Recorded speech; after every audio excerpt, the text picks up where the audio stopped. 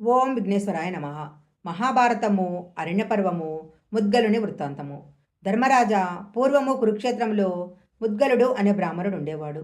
అతడు పొలంలో రాలిన ధాన్యం మేరుకొని జీవించేవాడు. కటిక దరిద్రుడు, సత్యవ్రతుడు, నిష్ఠాగరిష్ఠుడు. ఉన్నంతలో అతిథులను సత్కరించేవాడు. ఒకరోజు అతనింటికి దుర్వాసుడనే ముని వచ్చాడు. అతడు చూడటానికి పిచ్చివాని వలె ఉన్నాడు. ముద్గలుడు దుర్వాసుడికి తగిన సత్కారం చేసి భోజనం పెట్టాడు. అలా ప్రతి అమావాస్య పౌర్ణమికి ముద్గలుని ఇంటికి దుర్వాసుడు వస్తూనే ఉన్నాడు. ముద్గలుడు అతడు నిరాహారుడై అతనికి భోజనం పెట్టేవాడు.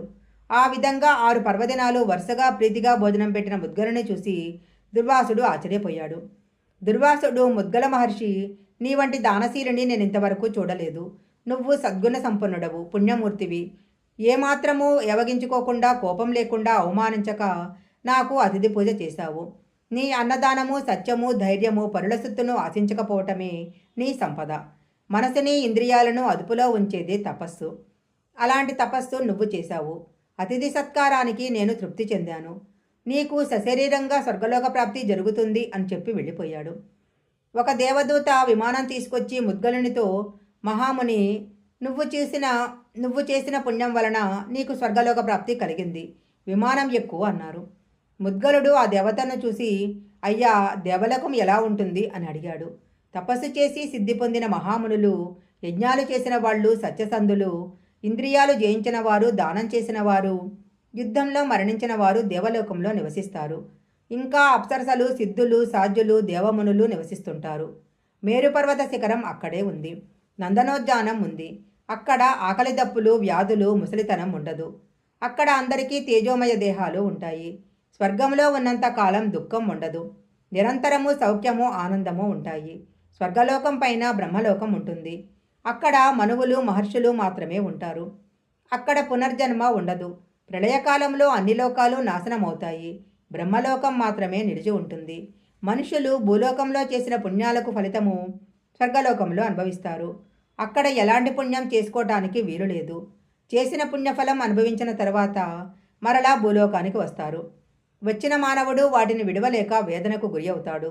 స్వర్గలోకంలో ఉన్నవారు కూడా తమ కంటే ఉన్నత స్థితిలో ఉన్నవారిని చూసి మనసులో బాధపడతారు. బ్రహ్మలోకము శాశ్వతము, స్వర్గలోకము అనుభవానికి మాత్రమే. భూలోకము కర్మభూమి.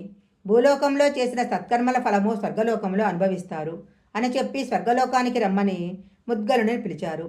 అప్పుడు ముద్గలుడు, నాకు అశాశ్వతములైన స్వర్గసుఖాలు అవసరం లేదు. ఏ లోకానికి పోతే తిరిగి జన్మలేదో ఆ లోకానికి పోవడానికి ప్రయత్నిస్తాను అన్నాడు. దేవదూత వెళ్ళిపోయాడు.